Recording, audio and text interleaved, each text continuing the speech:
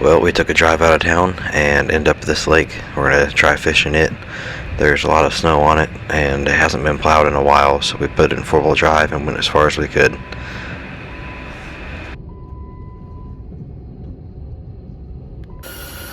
So here on the lake we're fishing, you can use whitefish. We're cutting up chunks of it to put on the hook and gonna run some tip ups. You can run 5 per person out here. So we're cutting it into little pieces like that, throwing it on a single octopus hook, and then be throwing it down in the hole.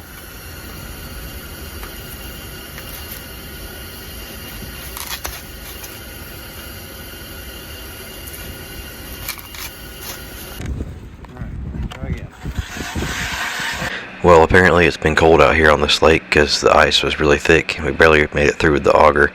Definitely going to have to get an extension if we're going to go out there after too much longer. About maxes out the auger. Alright. Cleared a hole out, throw a tip up in.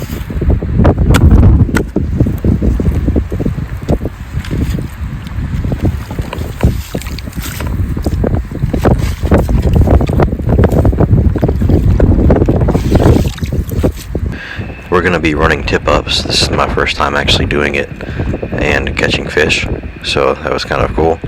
The concept's really simple. Basically you take your bait, run it down the hole until it hits on the bottom, pull it up a couple feet, and then set the flag to where when a fish takes the bait, the flag comes up.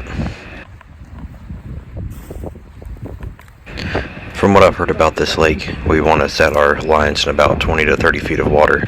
When we got to the lake, we realized that our buddy had given us a sonar with a dead battery, so we didn't have any way of checking the depth without running the line down. Thankfully, we were pretty close to within 30 feet, maybe a little more, but it worked.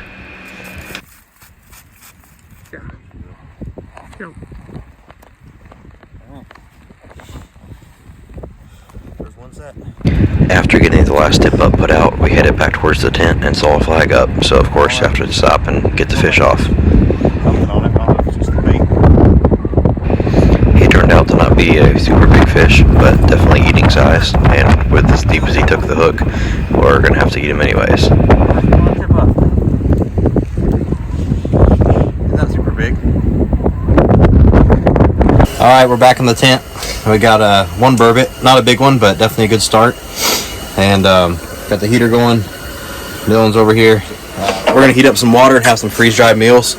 And I'm gonna hang out and thaw our snow pants off, and go back out and check tip ups, rebait, and hopefully have some more fish. So we'll catch you in a little bit.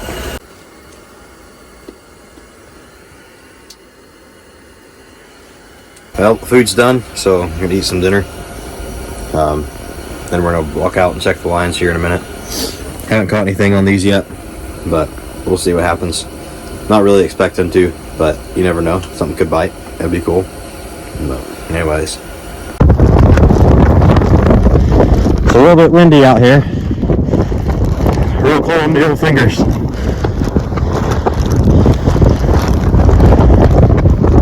There's some light.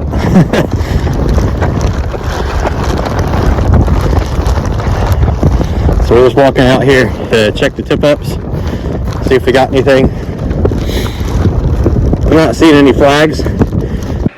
And as we learned real quick, apparently the fish don't necessarily take off with the bait. They'll just bite it and sit there, like happened with this one. Is it still on there? Yeah. That one's got a little more fight than the last one. Yeah. And the tip up didn't even go off. No. That's crazy. Ooh. Ooh. Face stripping line. I gotta tighten the drag a little bit.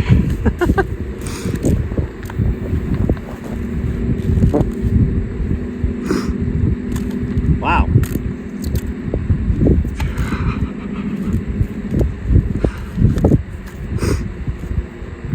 Oh, here it comes. Oh gosh! Woo! That's a big one. That's what we're after right there. That's what we're after. Wow! Look at that. He's big. Dude! As you can tell, I was a little excited. Oh my goodness! This is by far the biggest fish I've ever caught ice fishing, and regular fishing for that matter. The only bigger fish I've caught was a king salmon and a dip net, but that's nowhere near as exciting as this. We didn't have a tape measure with us at the time, but when we got back to the house, we measured it at 34 inches. Big fish. And weighed somewhere between 9 and 12 pounds based off of estimates from Even the trucker's online. excited.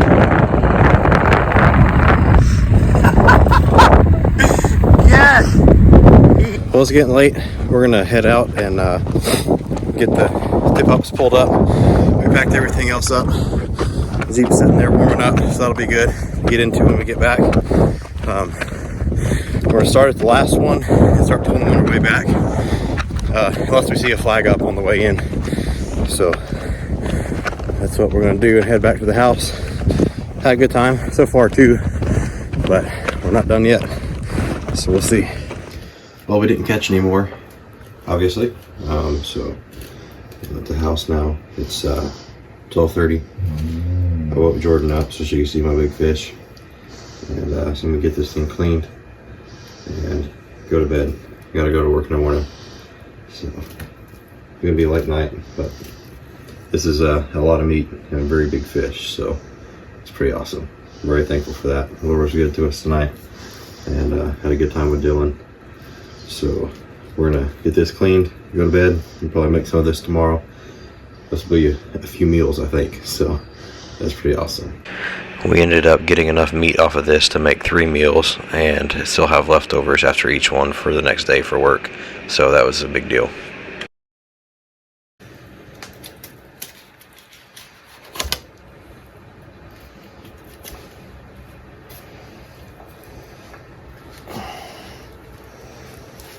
That is the biggest fillet of fish I've ever taken off of anything other than a king salmon up here.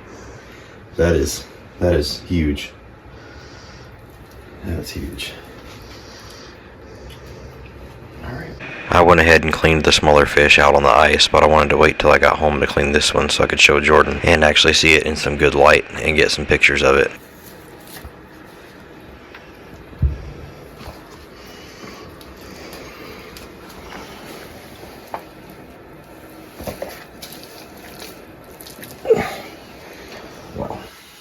Alright, for this recipe, we're using 3/4 cup of sugar, 1/4 cup of salt.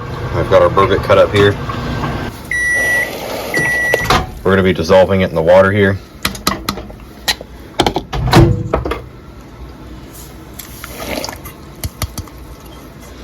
This is 2 quarts of water, so if you're making this, you can go off of that ratio. And we're going to stir this to dissolve the salt and sugar and bring it to a boil. Now we've got it at a boil, we're going to add our fish in here. I'm just going to drop it in gently.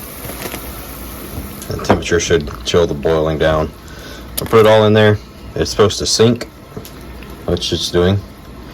And then we're going to bring it back to a boil and turn it down to a slow boil once it reaches the boiling point, and let the fish cook.